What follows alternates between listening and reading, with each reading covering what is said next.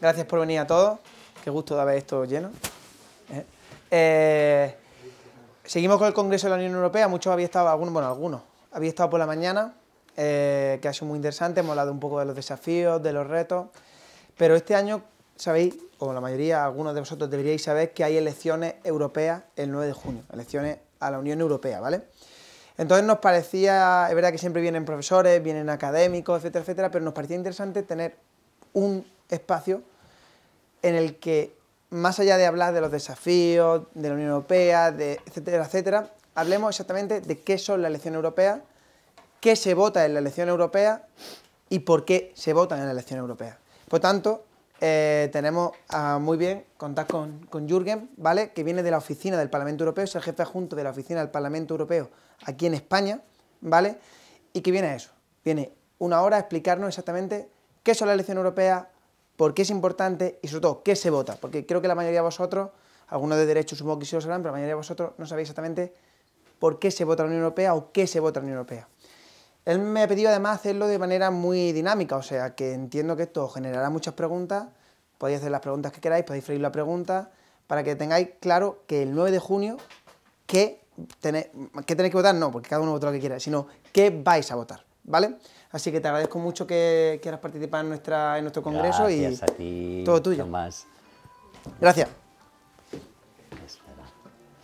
Vale, entonces mi nombre es Jürgen, tengo un apellido con carácter, como habéis visto, que me ha hecho sufrir bastante, pero bueno, tiene carácter. Tampoco tengo pinta de español, soy alemán, y yo he trabajado durante mucho tiempo en Bruselas, 10 años, entonces tengo mucha experiencia en la Comisión, en el Parlamento Europeo, y como Tomás ya ha dicho, vamos a hacerlo, si vosotros queréis, de forma muy dinámica y muy pedagógica, ¿vale? Entonces lo que voy a hacer ahora es no hablar del artículo 1, artículo 2, artículo 3 de los tratados, pero lo vamos a hacer de forma más bien asociativa y anecdótica.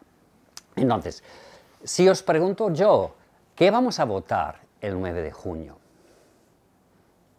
¿Qué pensáis? ¿Quién se atreve a decir algo? Puedes señalar a uno si quieres. Pero eso no quiero.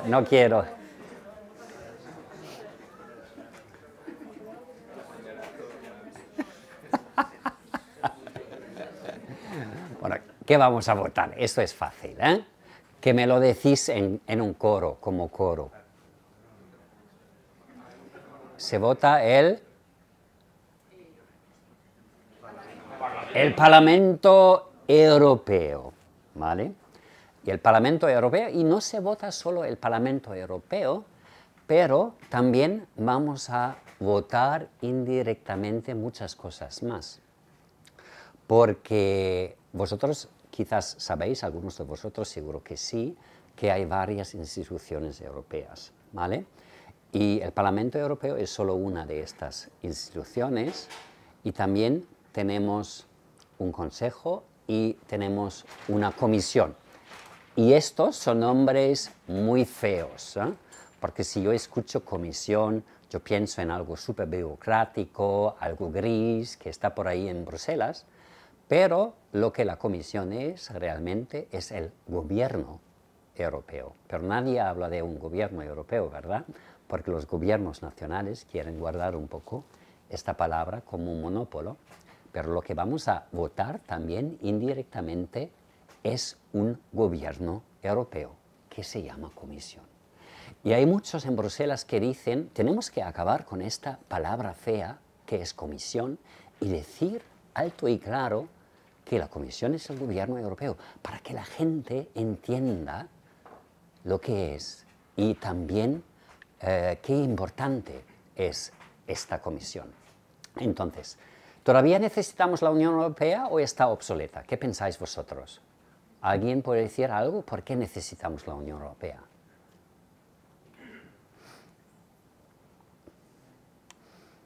Estáis un poco callados, hace mucho calor, venimos de comer. Sí. ¿Cómo? Por los conflictos. Sí, hemos visto que hay muchos conflictos ahora No tenemos el conflicto, la guerra entre Rusia y Ucrania, tenemos el conflicto en el medio ambiente, ¿verdad? Entonces, algo que habíamos dado por sentado durante muchísimo tiempo, ya no está, la paz, ¿no? Y vosotros sois todos muy jóvenes, pero yo, bueno, he vivido casi la mayoría de los años de mi vida en paz y no estaba ninguna, bueno, teníamos una guerra en Yugoslavia, algunas guerras con grupos islamistas, pero estas guerras que nos están amenazando de verdad no estaban. Y ahora sí nos damos cuenta de que algo que dábamos por sentado ya no está, ¿no? Y es un poco como la electricidad en la casa o el agua caliente en tu casa. Lo das por hecho, lo das por sentado, pero si un fin de semana largo en invierno no funcionan estas dos cosas, de repente te das cuenta que es muy importante tenerlo. Y con la Unión Europea es casi lo mismo. Y entonces en esta presentación yo he puesto casi todo y he dicho a Tomás que os voy a dejar esta presentación si la queréis consultar, porque he puesto todo y no vamos a hablar de todo esto ahora porque solo me queda una horita más o 45 minutos, ¿no? Tomás, más o menos. Perfecto. Entonces no vamos a mirar los tratados, no vamos a mirar el mapa. Yo quiero ir directamente al grano con vosotros. Y otra vez para explicaros por qué es tan importante votar un nuevo Parlamento Europeo y votar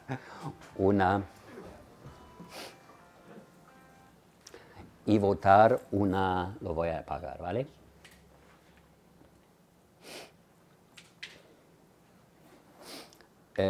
Y votar un nuevo gobierno europeo. Porque eso somos nosotros, los europeos. Tenemos unos 450.000 habitantes y los Estados Unidos tienen menos, tienen 329 habitantes. Pero mirad aquí, China y India, ¿no? Que son los poderes emergentes. Y ya se está estableciendo una nueva mapa geopolítica. Tenemos los Estados Unidos que están por ahí y tenemos China y sus aliados por ahí también, Irán, Rusia.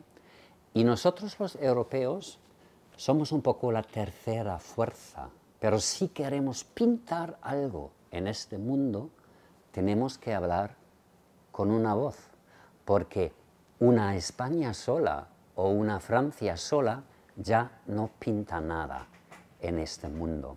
Por ejemplo, Alemania es el país más grande de la Unión Europea y tenemos 80 millones, pero somos más pequeños que Rusia y Japón, ¿vale?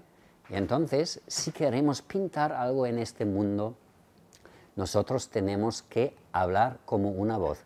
Y esto es cada vez más importante, sobre todo porque ahora llegan las nuevas tecnologías y sabemos todos que las grandes plataformas están en Estados Unidos, las conocemos todos, Microsoft, Amazon, Alphabet, etcétera, etcétera. OpenAI, que está trabajando muchísimo en la inteligencia artificial ahora mismo, y tenemos también grandes plataformas en China y estamos descubriendo los nombres, ¿no? Alibaba, WeChat, y nosotros los europeos solo tenemos una plataforma dirigida a los consumidores que se sitúa dentro de las 200 más grandes empresas del mundo, o de las 200 más grandes plataformas en el mundo. ¿Sabéis cuál es? Solo una dentro de las 200 más grandes. Yo creo que la estáis utilizando todos, más o menos. Tiene que ver con música. Spotify, sí. ¿Alguien sabe de dónde viene Spotify? de Suecia, ¿no? Pero es la única. El resto de las plataformas son americanas. Nosotros no utilizamos tanto las chinas, solo una, TikTok, ¿no? Que es una empresa china. Muchos no lo saben, pero nosotros no tenemos las grandes empresas. Y por eso tenemos que establecer un mercado europeo, ¿vale? Porque otra vez, una Francia sola, una Alemania sola, ya no va a pintar nada en un mundo que ahora va a cambiar muchísimo. Y va a cambiar muchísimo por las nuevas tecnologías, porque la inteligencia artificial nos va a cambiar las vidas dentro de las próximas 5 o 10 años. Ya no vamos a reconocer este mundo en 5 años, en 10 años. Y también por los conflictos, ¿no? Porque ahora vemos que ya no podemos dar por sentada la paz. A veces hago errores todavía. Entonces, por esto es tan importante que exista Europa. Y hay muchos que dicen, bueno, Europa es lejos, no la necesitamos, pero si queremos pintar algo, necesitamos Europa. Y necesitamos también un Parlamento Europeo fuerte y una Comisión Europea fuerte y una presidenta de la Comisión fuerte. Y por eso cuenta el voto, ¿vale? Y eso es más o menos una introducción solo. Ahora voy un poco al grano. Estas son cosas que no vamos a mirar porque no nos sobra el tiempo.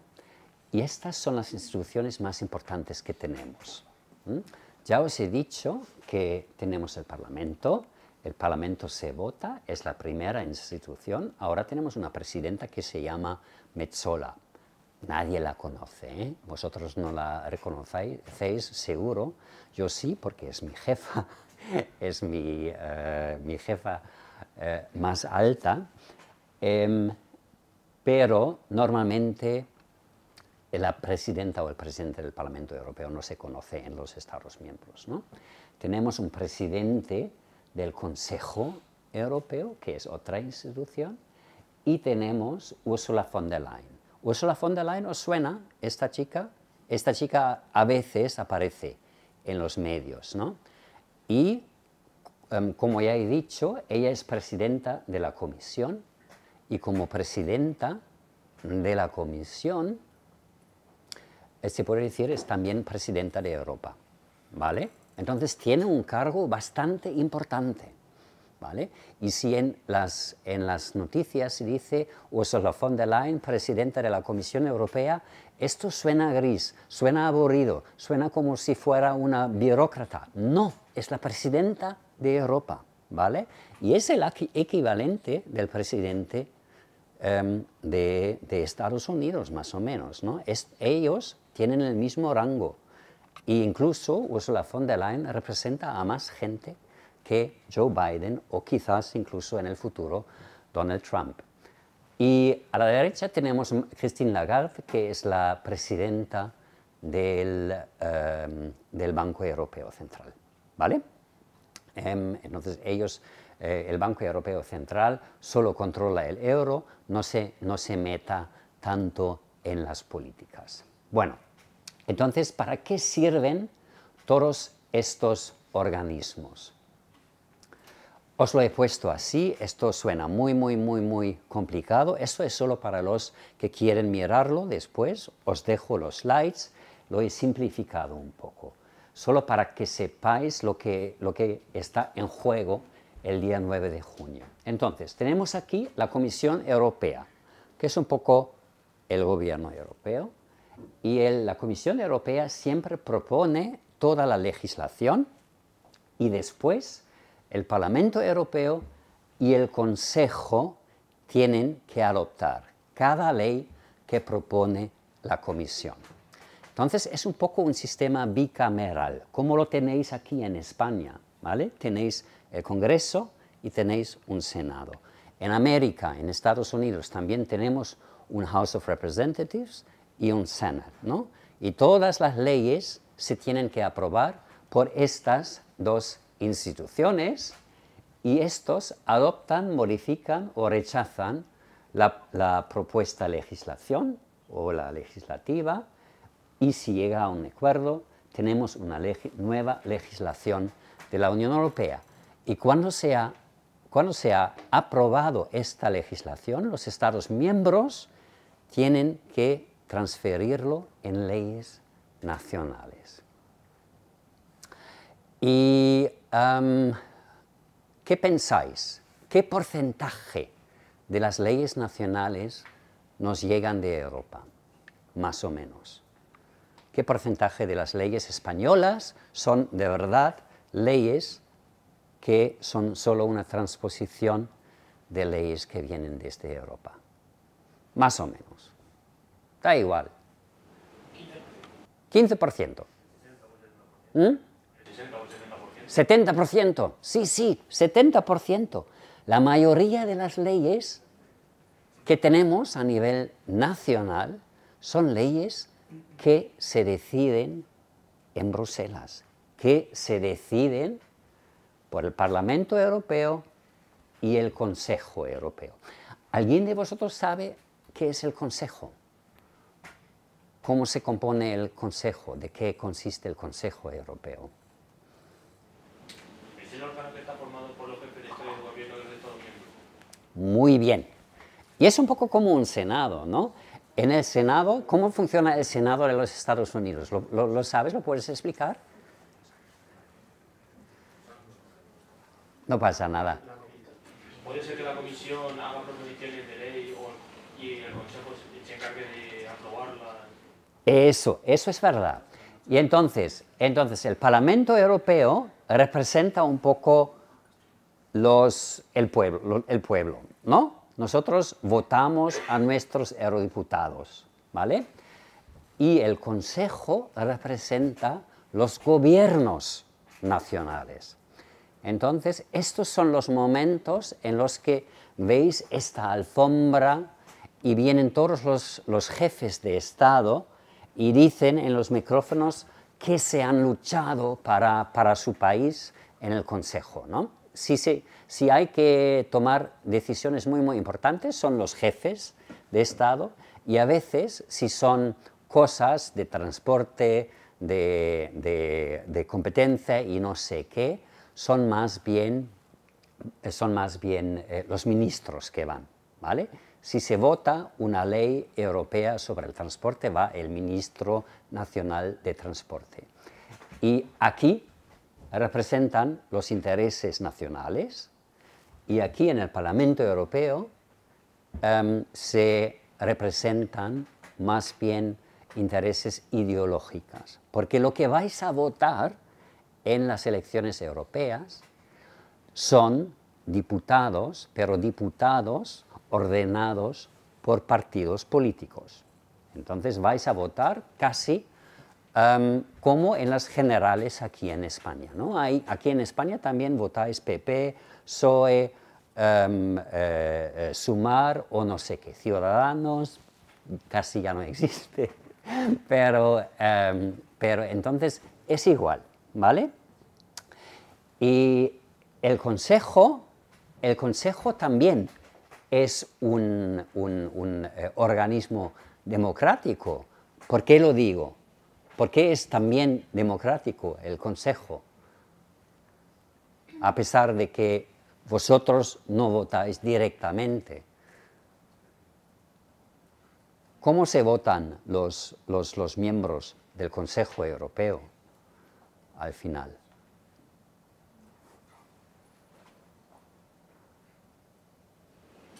¿Por elección? Sí, ¿y cómo? Sí, claro. ¿Cómo son los jefes de Estado de cada país y los ministros? Esos son los que ganan las elecciones generales nacionales, ¿verdad? Entonces, cuando alguien dice que la Unión Europea no es democrático, yo siempre digo, sí, lo es, porque votamos directamente al Parlamento Europeo y votamos indirectamente los que están en el Consejo, porque estos son nuestros gobiernos, ¿vale? y cada país también manda un comisario a Europa, entonces así incluso la Comisión o el gobierno europeo es un organismo democrático. Entonces, lo que va a pasar ahora, bueno, aquí hemos preguntado un poco a la gente si saben cuál es la fecha electoral y veis aquí el gráfico exterior, bueno, eso no lo podéis ver, pero solo 28% de los europeos y 10% de los europeos, de los españoles, perdona, saben la fecha exacta de las elecciones europeas. Pero esto se ha hecho ya en octubre. Y yo creo que tampoco es necesario que tú en octubre ya sabes exactamente cuándo son las elecciones. Yo, por ejemplo, tampoco sé ahora mismo cuándo se harán las próximas generales en Alemania. Eso lo tienes que saber con una antelación. Pero nosotros, ahora la oficina del Parlamento Europeo, estamos haciendo un esfuerzo, y también con la ayuda del movimiento europeo, sensibilizando a la gente, porque la fecha ya no está muy lejos, ¿no? Es el 9 de junio y queremos que la gente vote. Y lo más importante para nosotros es que la gente vote. No es tanto qué vais a votar, porque esto es vuestra decisión, ¿no? ¿Alguien se puede imaginar por qué es tan importante para nosotros que haya mucha gente que vote, que la participación sea alta? ¿Porque es más democrático? Sí, parece más democrático y es más democrático, ¿no? Porque si solo vota un 10%, es un desprecio de la institución, ¿no? Y yo he intentado explicaros por qué es tan importante el Parlamento Europeo. Y si hay una participación muy baja, esto perjudica también la reputación del Parlamento. Entonces, para nosotros es muy importante que la gente se dé cuenta que el Parlamento vale mucho y por eso vale la pena ir a votar. Y casi todos los parlamentos tienen este problema, ¿no? Porque la participación en las elecciones en general está bajando, incluso en Estados Unidos, ¿no? Y sabemos que si no participan muchos, los extremos siempre ganan, ¿no? Y aquí tenemos, en Europa tenemos una extrema derecha que ahora está creciendo.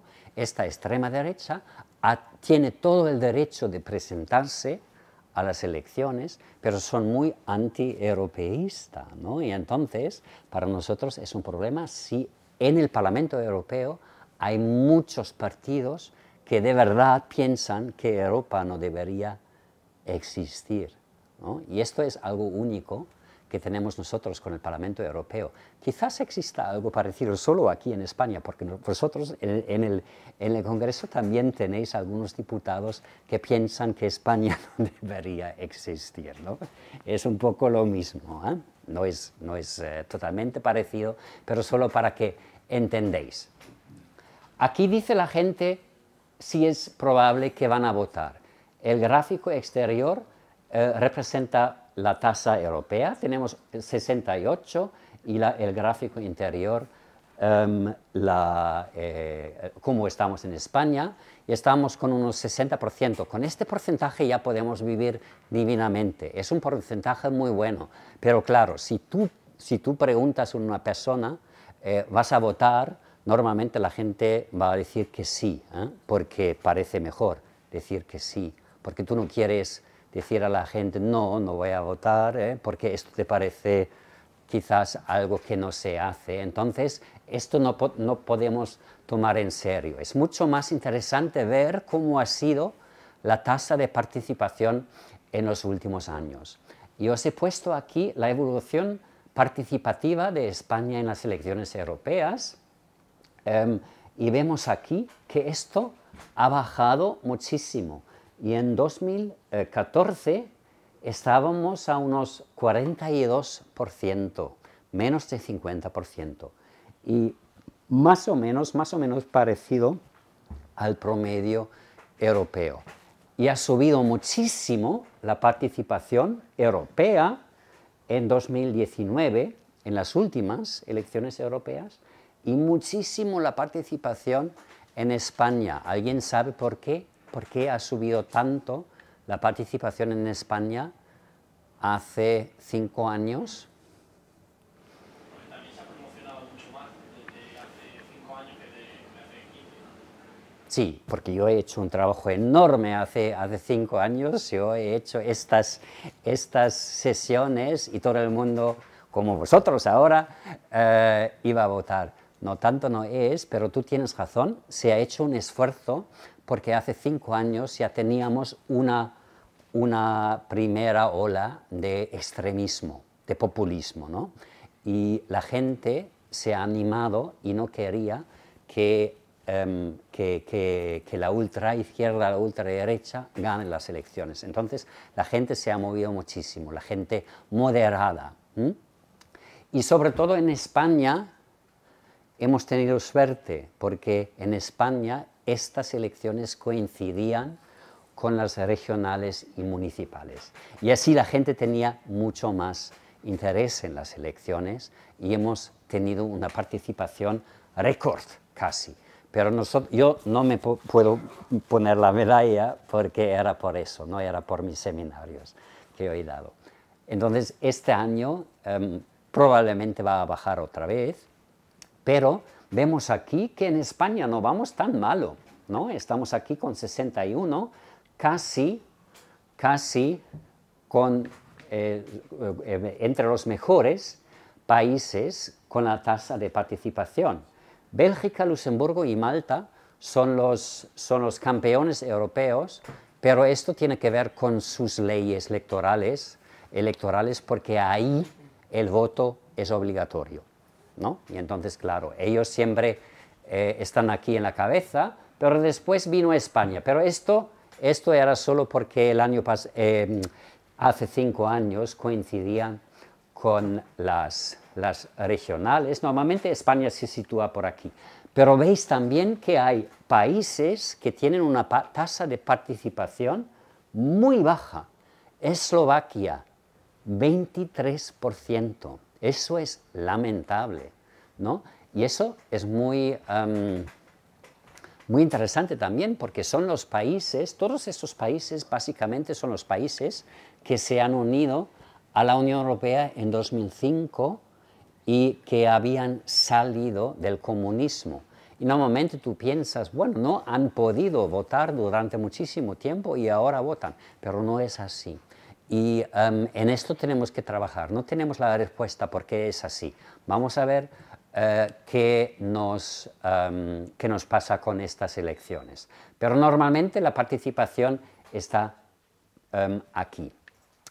Y con las elecciones europeas siempre tenemos un pequeño problema porque a veces la gente toma las elecciones europeas un poco para echar la bronca al gobierno, ¿no? Y entonces dicen, bueno, las europeas no me interesan tanto, yo no conozco los nombres, no estoy votando a un presidente, la verdad, ¿no? Si votáis en las generales, vosotros sabéis más o menos cuáles son los candidatos, ¿no?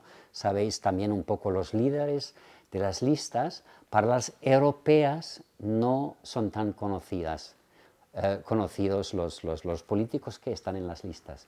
Y así la gente piensa, bueno, ahora voy a echar la bronca al gobierno. Y como estamos aquí en España, no voy a decir más, pero con toda la amnistía, etcétera, etcétera, esto va a tener un efecto en las europeas, a pesar del hecho de que la amnistía no tiene nada que ver con Europa, ¿no? ¿Entendéis lo que quiero decir? Que la política nacional siempre afecta mucho las elecciones europeas. Y por eso también queremos una participación muy alta para darle al Parlamento una autoridad que sea independiente de la política nacional, ¿no? Siempre vas a tener una influencia. Pero lo que estamos votando aquí es un nuevo gobierno europeo. Y otra vez, un gobierno europeo que se tiene que afrontar a China, que se tiene que afrontar a Rusia, que tiene que competir con los americanos en todo lo que son las nuevas tecnologías.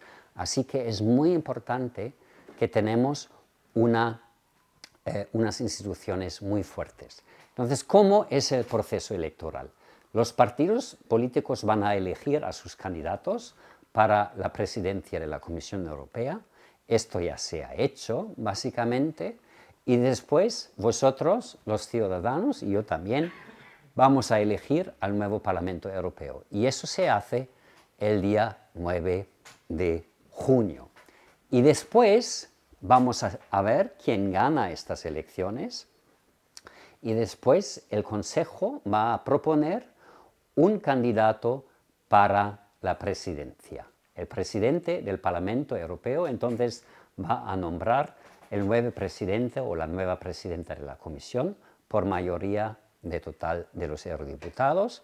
Ursula von der Leyen, por ejemplo, la presidenta que tenemos ahora mismo, va a repetir como candidata, ¿no? Y ella representa a los populares europeos, y si ganan los populares europeos, ella va a ser, bueno, es muy probable que la gente o el Consejo la va a nombrar como presidenta para la Comisión otra vez, y después los Estados miembros van a proponer comisarios designados en estrecha cooperación con el nuevo presidente, y después el Parlamento vota esta nueva comisión, y otra vez, comisión es gobierno europeo, y los comisarios son un poco como ministros, ¿vale? Tenemos a la presidenta, que es la presidenta de Europa, Ursula von der Leyen, y todos los Estados miembros tienen un comisario que de verdad es un ministro, porque cada uno de estos comisarios tiene un portfolio. ¿Sabéis quién es el comisario español en este momento?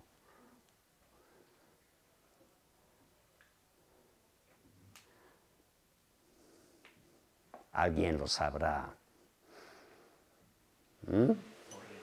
Borrell, gracias. ¿Y tú sabes qué portfolio tiene? ¿Cuál es su ministerio? Exteriores. Muy bien. Tú sabes las cosas. Entonces, Josep Borrell es el comisario europeo y él tiene un papel muy destacado en este momento porque él es el alto representante para las políticas exteriores. Entonces le vemos muchísimo en la televisión comentando las guerras que están ahora mismo en marcha. Entonces así funciona. ¿Y cuándo va a pasar todo esto? Nosotros ya estamos en la campaña electoral, vamos a tener las elecciones europeas, los Estados miembros deben determinar la fecha concreta porque es siempre entre el día 6 y el día 9 de junio, y en España es el 9 de junio. Después, en julio, el Parlamento va a votar la nueva presidenta o el nuevo presidente. Después los Estados miembros van a mandar a Bruselas sus candidatos para ser ministros, ¿no? Se llaman comisarios, pero son, la verdad, ministros. Y después, finales de este año, quizás vamos a tener una nueva comisión. El Parlamento Europeo, lo miramos un poco con más detalle. Aquí os he puesto el número de eurodiputados para cada país, ¿vale? España en este momento, los países grandes tienen más eurodiputados. España en este momento tiene 59, para el próximo Parlamento vais a tener 61 diputados. Y veis aquí que Alemania tiene 96 eurodiputados y Malta, el país más pequeño, tiene solo 6. Es una diferencia muy grande.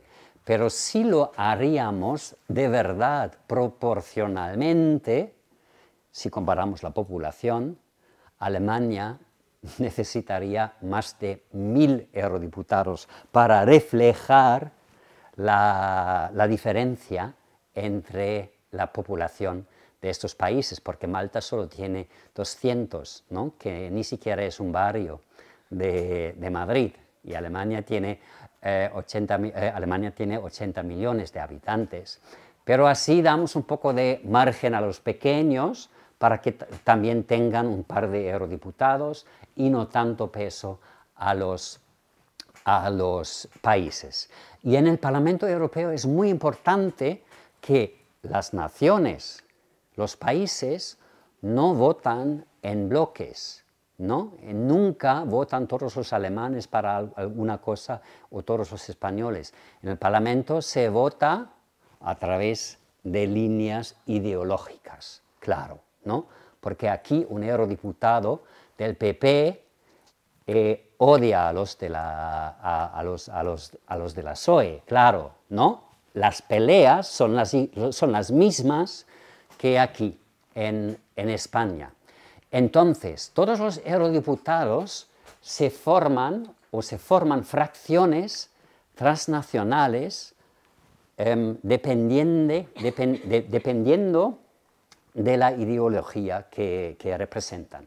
Entonces tenemos un bloque que se llama el Grupo del Partido Popular Europeo, y ahí vais a encontrar todos los populares de Europa, ¿no? Por ejemplo, los populares alemanes, los populares franceses, etcétera, etcétera, se forman una fracción, ¿vale? Y aquí también está el PP español.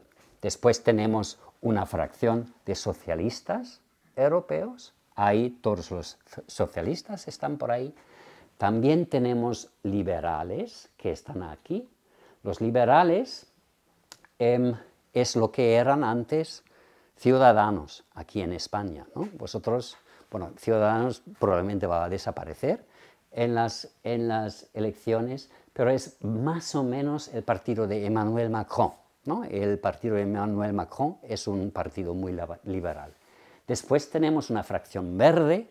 Vosotros aquí en España tenéis un partido verde, pero no pinta mucho en las elecciones, ¿no? Entonces no tenéis un partido verde muy visible, pero igual los diputados de Esquerra Republicana en Cataluña se han unido a los verdes, porque todos los partidos pueden elegir cuál es su patria ideológica en las elecciones. Tenemos aquí la izquierda, ¿vale? Esto es para Podemos y Sumar, van a estar en esta fracción, y después tenemos la extrema derecha. Y en la extrema derecha tenemos dos grupos, una un poco más derecha que la otra. Tenemos ECR, que es el partido a la que se ha juntado Vox. ¿Ya? Vox está en este partido, y después tenemos otro partido, ID, donde tenemos la ultraderecha de Alemania, por ejemplo, la ultraderecha de Italia.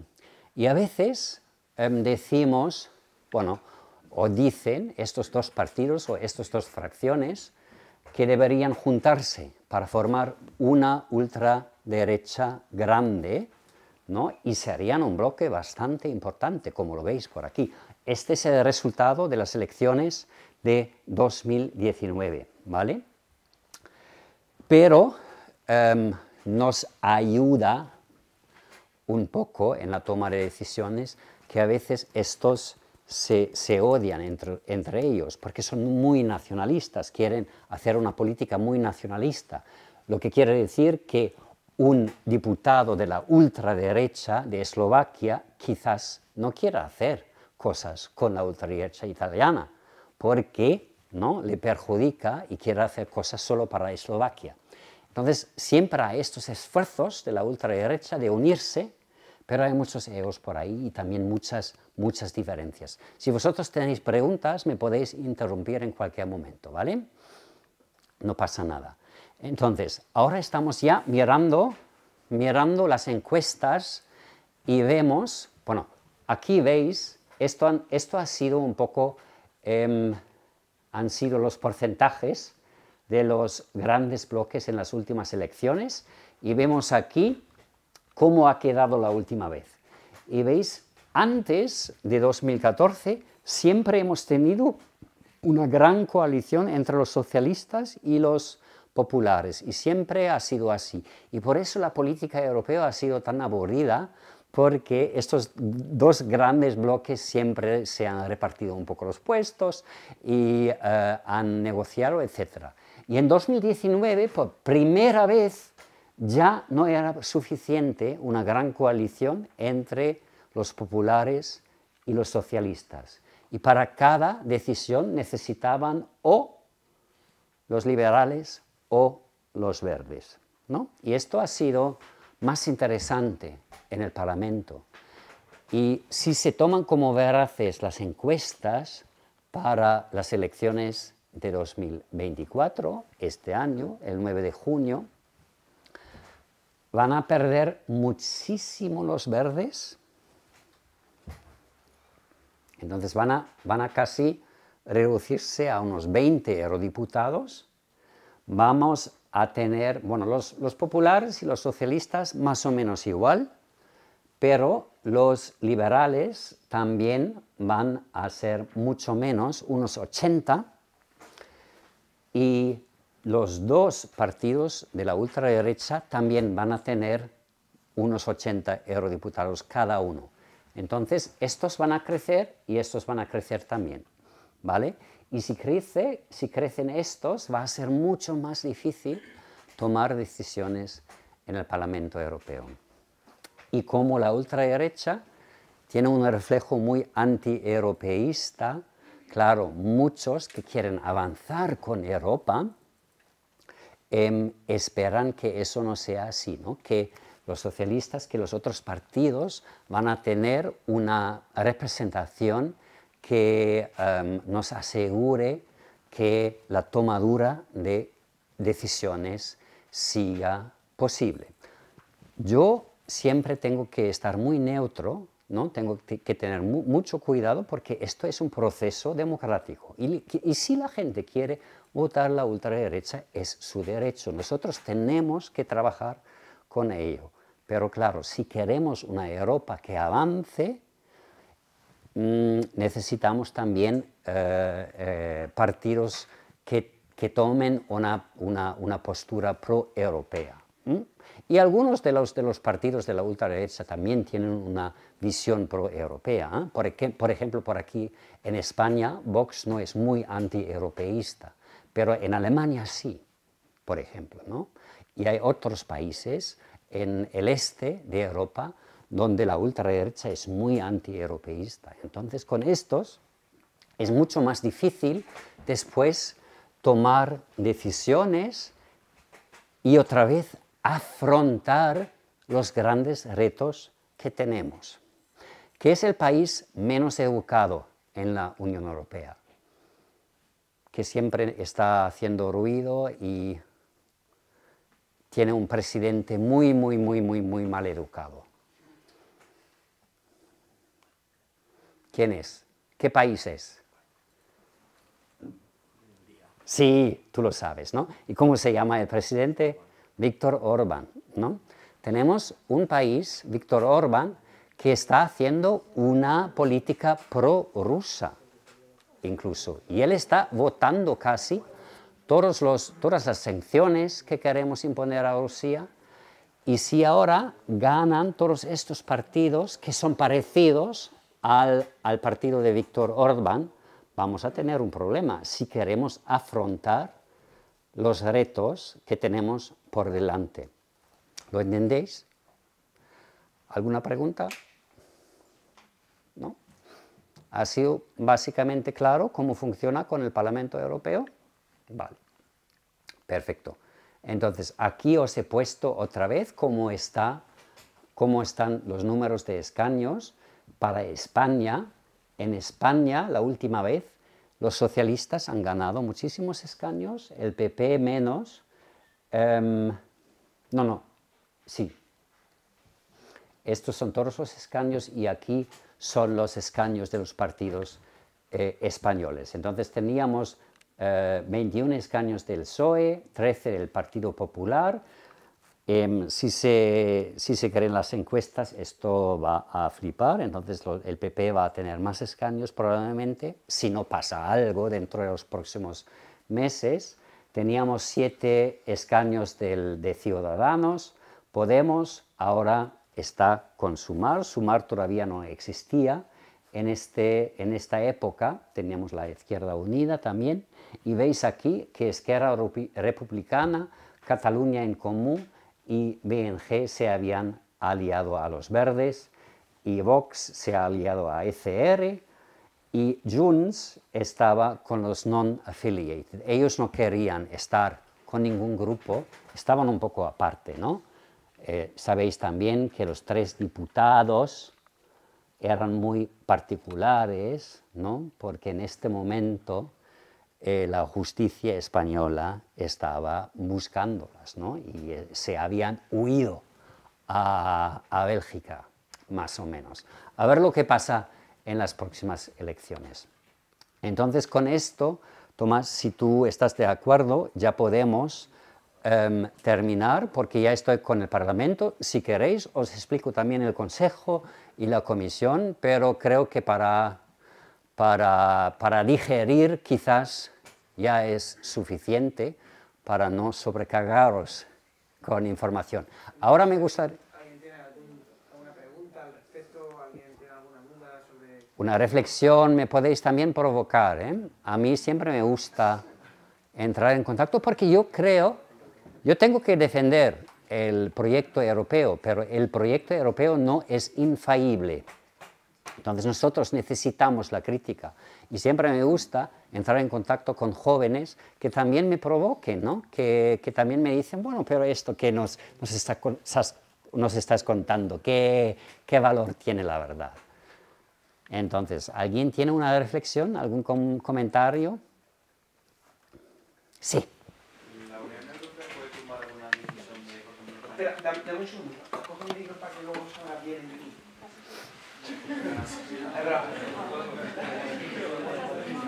si la Unión Europea puede tomar represalias contra alguna ley que haya sacado España y tirarla abajo, básicamente? ¿Contra España? Sí, por ejemplo. ¿En qué sentido? ¿En qué? Pues una ley que no sea muy justa o que no sea muy bien vista en Sí, España. sí.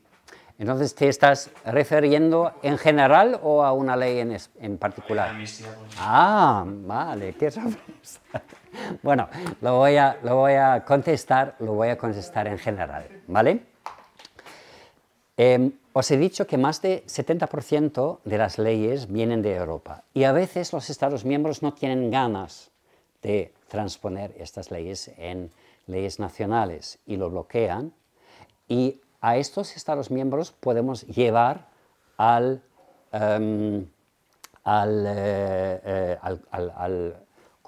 Tribunal Europeo, ¿no? Entonces hay muchísimos procedimientos abiertos en contra de los Estados miembros, porque hay algunas leyes que no se aplican. Pero cada país tiene algunos procedimientos abiertos. Y para la ley de la amnistía, por ejemplo, ahora mismo la Comisión lo está mirando, ¿vale? Entonces todavía no ha tomado una decisión. Pero sí, claro, un ciudadano puede decir, esta ley no cumple con los valores europeos, y por eso queremos que la Comisión lo mire y, si hace falta, que traiga a este Estado miembro al tribunal. No me voy a mojar más, pero en esto estamos ahora mismo. Entonces, no se ha tomado ninguna decisión, pero os podéis imaginar que también a nivel europeo es un poco una pelea ideológica, porque los socialistas españoles también movilizan a los socialistas de otros países para apoyo. Los populares españoles movilizan a los populares que están por ahí, también movilizan a los comisarios populares, a los comisarios socialistas. Entonces es un juego muy político y es a veces muy difícil diferenciar entre política nacional y política europea. Pero normalmente la comisión tiene que tomar una decisión muy neutra y el comisario para derecho está mirándolo ahora, analizando la ley. Entonces, en un momento dado va a tener que decir que esto cumple o no cumple, ¿vale? Pero muy buena pregunta. A este respecto, déjame decir una cosa que también es importante para el tema de qué hace la Unión Europea por mí y tal. La Unión Europea tiene un principio de efecto directo. Eso quiere decir que no se hace todo a nivel estados que denuncian a estados, comisión que denuncia a estados. Si algún ciudadano considera que hay una ley que no se le ha aplicado correctamente, puede ir al juzgado de su ciudad o de su pueblo y decir, oiga, y llevar una ley europea o llevar una ley española a los tribunales europeos. Sí. Hay un efecto directo en el que los propios ciudadanos pueden acceder a la justicia europea. Eso también es muy importante. Sí, eso es muy importante, ¿eh? Y hay una página web incluso donde tú puedes introducir tu queja incluso, ¿no? No tiene que ser un procedimiento, pero hay muchos particulares, como bien ha explicado Tomás, muchos particulares ciudadanos que se han visto afectados por una ley o por un acto nacional y han llevado a su propio Estado miembro a través de la comisión al tribunal, ¿vale? Entonces tenéis muchos derechos y claro, a los Estados miembros no les gusta esto, ¿no? Porque quieren guardar un poco sus poderes y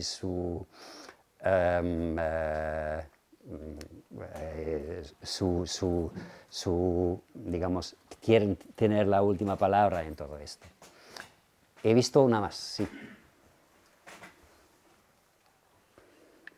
Yo quería hacerte una pregunta que, bueno, se divide un poco en dos, pero quería preguntarte, en primer lugar, si, como hemos visto que lo hemos comentado a la hora de hacer los sondeos, digamos, los partidos populares y los socialistas, podríamos decir que están un poco estancados porque no crecen en la proporción que crecen, como has dicho, la extrema derecha, ni decrece como decrecen los partidos verdes, ¿qué hace pensar que si promocionamos esta democracia, este día de voto, no va a hacer que crezca más la extrema derecha y sí crezca más los partidos populares y socialistas?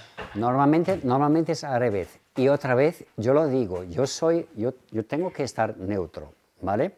Entonces, también, en mi opinión, la extrema derecha tiene todo el derecho de presentarse a las elecciones, ¿no? Pero normalmente es así. Si hay una participación alta, esto perjudica a la extrema derecha. Si hay una participación muy baja, esto es bueno para la extrema derecha porque ellos saben muy bien movilizar a los suyos. Y son normalmente los moderados que dicen, hoy hace buen tiempo, no tengo ganas de ir. O, bueno, me da pereza levantarme, entonces no voy a las elecciones. Y normalmente es así, que los extremos saben mucho mejor movilizar a sus bases. Entonces en los sondeos se prevé una baja votación. No, normal. Una votación, una participación bastante normal, pero la extrema derecha está cogiendo peso en todos los países en este momento. Estamos en un momento en el que el populismo, no cada partido es igual como populismo, pero hemos visto, por ejemplo, con los agricultores ahora en las calles, la extrema derecha lo está utilizando, ¿no?, para decir que nosotros vamos a defender los derechos de los agricultores, el cambio climático no existe. Esas son un poco posturas que tienen ellos y vemos en muchísimos países que la ultraderecha está creciendo y lo están cogiendo, la verdad, y tú lo has dicho muy bien, de los verdes. Y es exactamente este efecto, porque ellos dicen que el cambio climático no existe. No vamos a perjudicar a los agricultores porque algunos dicen que haya un cambio climático. Y están perdiendo los verdes estos escaños que van a ir a la extrema derecha. Es lo que dicen las encuestas en este momento. Puede ser que el resultado al final va a ser muy diferente. Y para terminar, ya dejo el micrófono. No, sigue. Digo, ¿qué traen estos partidos más centristas de cambio para estas elecciones, sin saber muy bien qué sería el programa, para aquellos europeístas, como yo, por ejemplo, me considero, pero que queremos un cambio? Bueno, ellos todos tienen su programa, ¿no? Y yo no estoy representando a ningún partido aquí, ¿no? Todos tienen sus puntos fuertes y tienen también sus puntos que quieren promover más. Pero todos estos grandes, digamos así, bueno, los verdes promueven mucho medio ambiente, etcétera, etcétera, pero los populares y los socialistas igual. Los de la izquierda mucho temas de igualdad, ¿no? Estos son normalmente los temas con los que votan, pero en este momento todo el mundo también está obsesionado por la inteligencia artificial, porque vemos que nosotros en Europa no podemos competir con los americanos y con los chinos, y la inteligencia artificial nos va a cambiar la vida dentro de los 2-3 próximos años, y todos ellos quieren fortalecer la inteligencia artificial. Y entonces esto lo vas a encontrar en todos los programas. El PP quiere hacerlo más bien con una base empresarial, ¿no? Es un poco lo que los partidos populares siempre hacen. Los socialistas hacen más hincapié en una evolución social correcta, que no deje nadie atrás, etcétera, etcétera. Pero el tema está por ahí, ¿vale?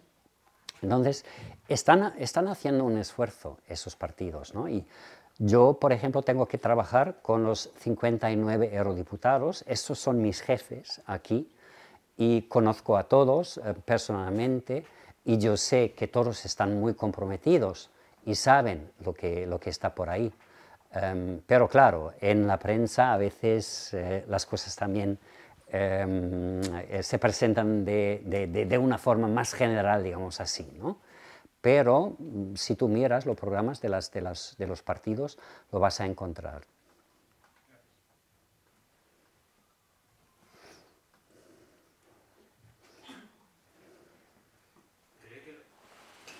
¿Cree que la Unión Europea es de verdad una unión democrática? ¿O cree que es una unión de estados elitistas en la que los estados más poderosos hacen que los demás estados queden supeditados a su poder? Yo creo que es una unión muy democrática. Yo creo que sí. La democracia tiene sus fallos, no es perfecta, pero yo hasta ahora no he visto ningún sistema que funcione mejor. Yo, por ejemplo, no quiero vivir en China, por ejemplo, o en Irán, o en Rusia, ¿vale? Yo prefiero la democracia que tenemos aquí. Claro, nosotros tenemos algunas diferencias entre los ricos y los pobres, pero si nos comparamos incluso con los Estados Unidos, vamos mucho mejor. Y estos son valores que nosotros los europeos también queremos defender. Y a nosotros nos importa mucho la privacidad, y lo hemos visto también con las grandes plataformas. Nosotros queremos que se controle lo que la gente pone en las grandes plataformas, y por eso hemos establecido leyes para imponerlo a las grandes plataformas. Los americanos no querían hacerlo porque querían que crecieran sus plataformas. Entonces, tú puedes poner en cuestión la democracia como un sistema, y yo te digo, sí, tiene fallos, no es perfecto, pero creo que es la mejor opción que tenemos. Y la Unión Europea es muy democrática. Tenemos una elección para el Parlamento Europeo, tenemos elecciones para los gobiernos nacionales, también democráticas, y estas dos instituciones tienen que aprobar todas las leyes, y ahí veo muchísima democracia. ¿Cómo lo ves tú? ¿Y no cree que es difícil para un ciudadano de la Unión Europea cuando ve que muchas de las leyes que se aprueban en la Unión Europea favorecen a algunos estados y a otros, por el contrario, leyes? Esto siempre es un compromiso, pero que al final... ¿La política agraria común o sí, las políticas ambientales? Claro, siempre hay compromisos, pero si nosotros todos haríamos lo nuestro y nunca encontraríamos compromisos, no avanzaríamos. Bueno, ahora he utilizado mal los subjuntivos, pero da igual. Y mira, en la Unión Europea los países ricos ayudan muchísimo a los países pobres y España se ha beneficiado muchísimo en los años 80 y 90 de los fondos europeos. E incluso después de la pandemia, España ha sido el segundo país que ha recibido más fondos de la Unión Europea. Y los países ricos, los ciudadanos en los países ricos se han quejado muchísimo de esto. Entonces ahí ves que ayudamos, los ricos países ayudan muchísimo a los países pobres. Entonces yo creo que ahí también se refleja un poco lo que estás criticando. Nunca vamos a crear una sociedad utópica, creo, en la que todo el mundo va a ser casi, bueno, en una utopía de Thomas More, ¿no? Eso es muy difícil, podemos trabajar en ello, pero yo creo que la democracia es el mejor sistema que tenemos. Pero tú puedes tener otra opinión, y eso es lo bueno, lo que tenemos aquí en Europa, que tú puedes tener otra opinión. Y un agricultor que tiene un punto de vista muy anti-europeo también puede tener esta opinión. En Rusia o China esto no es posible, no vas a la cárcel. Entonces yo prefiero estar aquí, en la democracia europea.